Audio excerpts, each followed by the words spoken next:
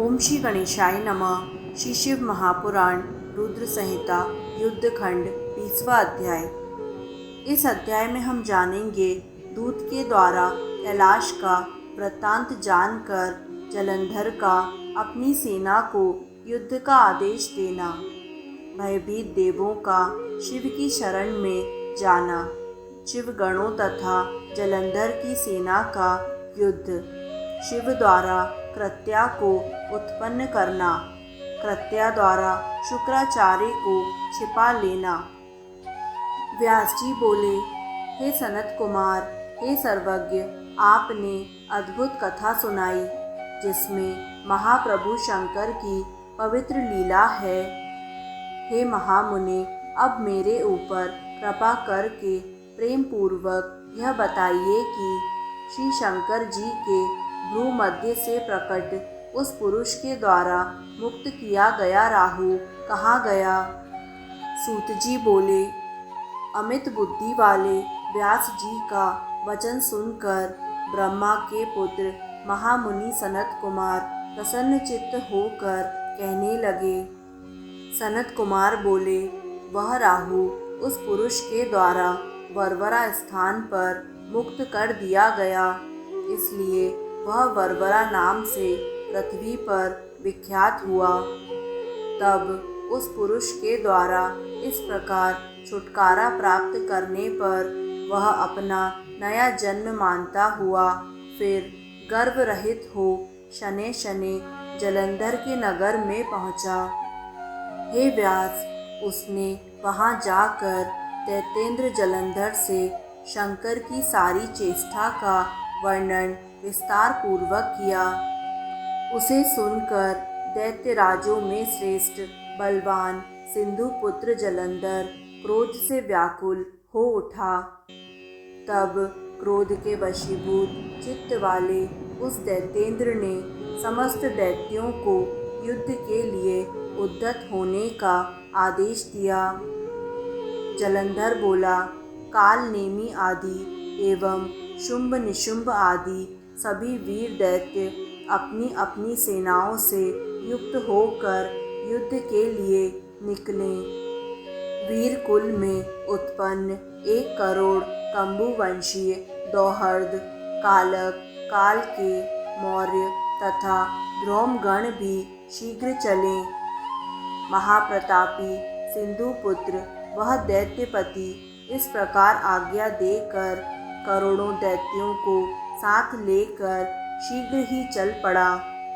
शुक्र एवं कटे हुए सिर वाला राहु उसके आगे आगे चलने लगे।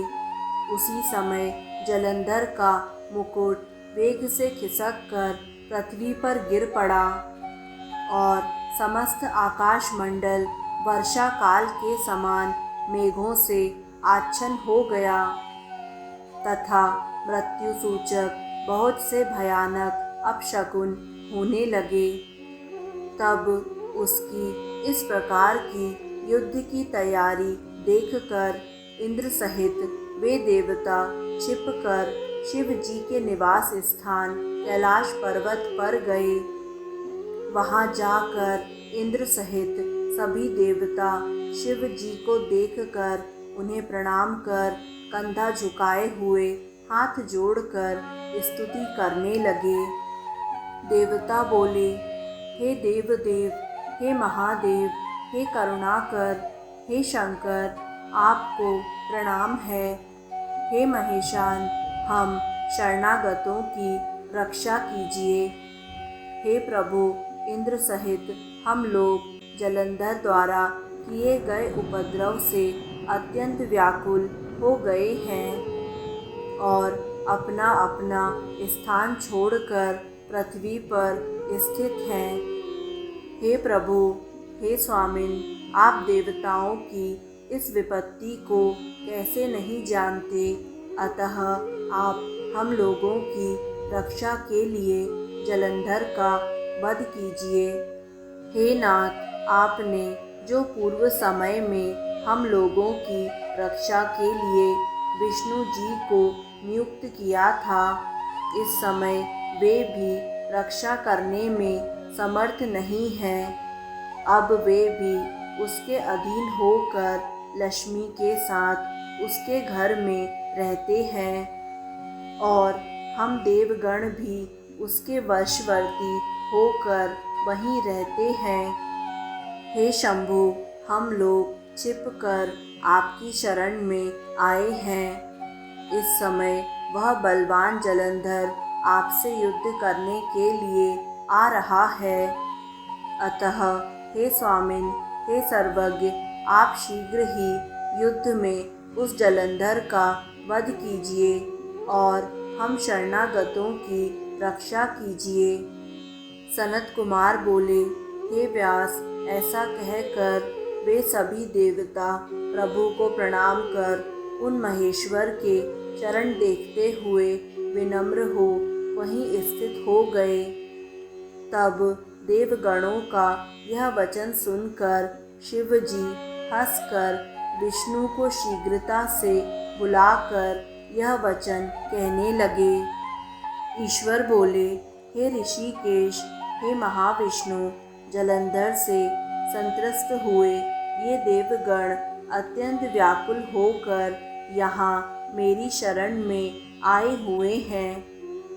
हे विष्णु, आपने युद्ध में जलंधर का वध क्यों नहीं किया और आप स्वयं भी अपना वैकुंठ छोड़कर उसके घर चले गए हैं। स्वयं स्वतंत्र होकर विहार करने वाले मैंने दुष्टों के निग्रह के लिए तथा सज्जनों की रक्षा के लिए आपको नियुक्त किया था। सनत कुमार बोले, शंकर का यह वचन सुनकर गरुड़ध्वज विष्णु विनम्र हो सिर झुकाए हुए हाथ जोड़कर कहने लगे। विष्णु जी बोले, हे प्रभु, आपके अंश से प्रकट होने तथा लक्ष्मी जी का भाई होने के कारण मैंने युद्ध में उसका वध नहीं किया। अब आप ही इस दानव का वध कीजिए। हे देवेश, वह महाबली तथा महावीर दानव सभी देवताओं तथा अन्य लोगों के लिए भी अजेय है। मैं यह सत्य कह रहा हूँ। देवताओं सहित मैंने बहुत समय तक उसके साथ युद्ध किया, परंतु मेरा कोई भी उपाय उस दानव श्रेष्ठ पर नहीं चला। उसके पराक्रम से संतुष्ट होकर मैंने उससे कहा, वर मांगो। तब उसने मेरा वचन सुनकर यह उत्तम वरदान मांगा। हे महाविष्णु, आप देवताओं एवं मेरी भगिनी लक्ष्मी के साथ मेरे घर में निवास करें और मेरे अधीन रहें। अतः मैं उसके घर चला गया। सनत कुमार बोले, विष्णु जी का यह वचन सुनकर दयालु तथा भक्तवत्सल वे महेश्वर शंकर अति प्रसन्न होकर हंसकर कहने लगे। महेश्वर बोले, हे विष्णु, हे सुरश्रेष्ठ, आप मेरी बात को आदरपूर्वक सुनिए। मैं महादैत्य जलंधर का वध करूँगा, इसमें संदेह नहीं है। उस असुरपति को मारा गया समझकर आप भय रहित हो अपने स्थान को जाइए और सभी देवता भी भय मुक्त तथा संदेह रहित होकर अपने स्थान को जाएं।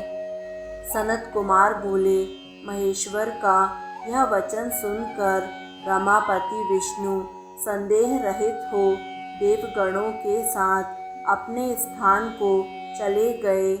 हे व्यास, इसी बीच वह अति पराक्रमी तथा बलवान दैत्यपति युद्ध के लिए तत्पर असुरों के साथ कैलाश के समीप पहुंचा और कैलाश को घेर कर तीव्र सिंहनाद करता हुआ काल के समान वह महती सेना के साथ वहीं रुक गया।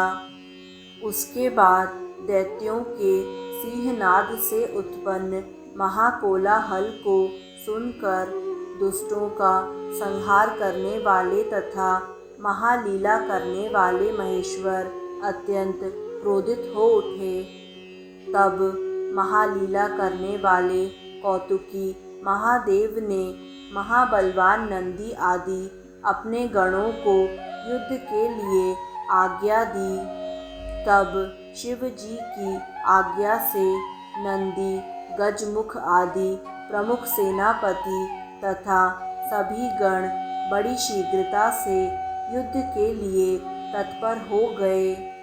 वे सभी महावीर गण युद्ध के लिए क्रोध से दुर्मुद हो नाना प्रकार के युद्ध संबंधी शब्द करते हुए कैलाश पर्वत से उतरे।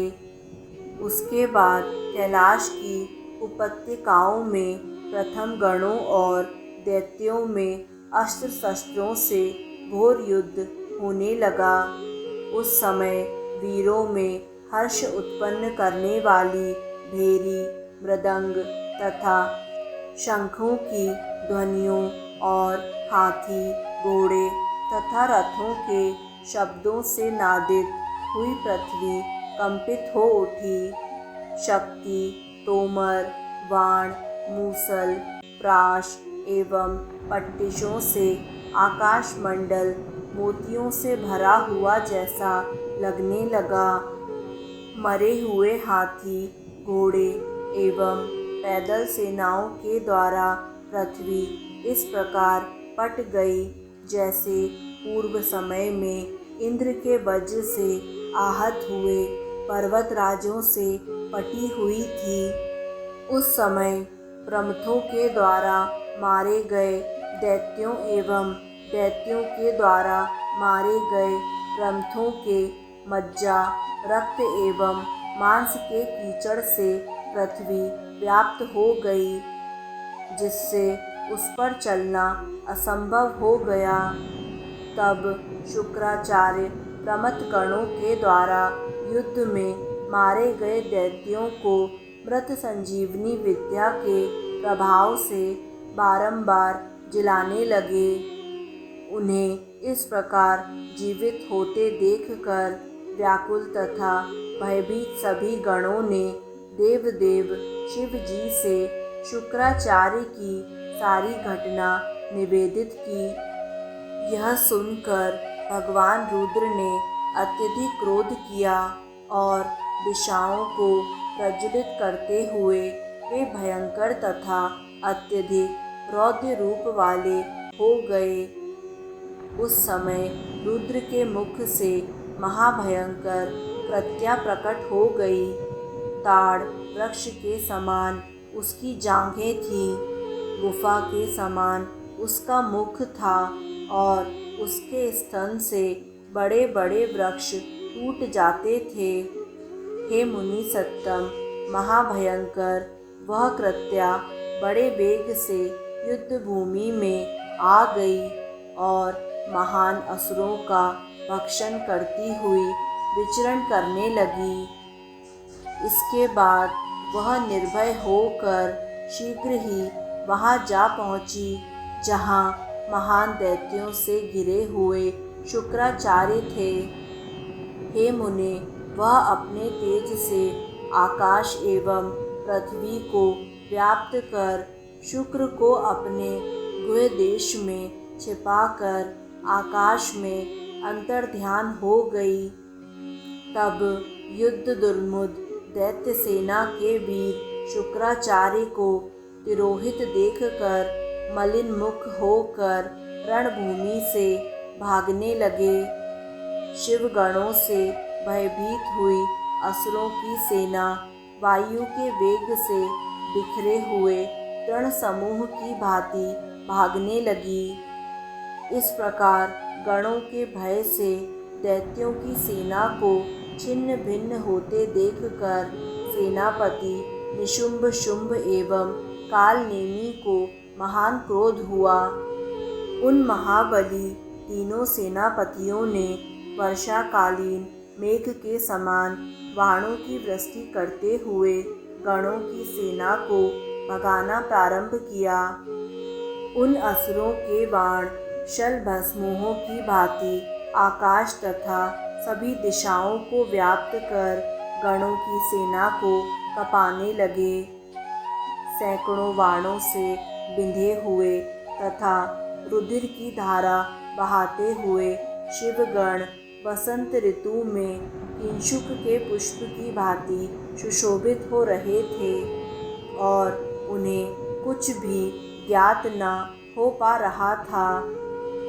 इस प्रकार अपनी सेना को छिन्न भिन्न होते देखकर कुपित हुए गणेश, कार्तिकेय एवं नंदी आदि महाक्रोध कर बड़ी शीघ्रता से उन महादैत्यों को रोकने लगे। इस प्रकार श्री शिव महापुराण के अंतर्गत द्वितीय रुद्र संहिता के पंचम युद्ध खंड में जलंधर वधोपाख्यान में सामान्य गण असुर युद्ध वर्णन नामक 20वां अध्याय पूर्ण हुआ। दोस्तों, आगे आने वाले सभी अध्यायों को निरंतर सुनने के लिए यूट्यूब चैनल आध्यात्मिक कथाएं को लाइक करें, सब्सक्राइब करें और बेल आइकन पर प्रेस करें। धन्यवाद।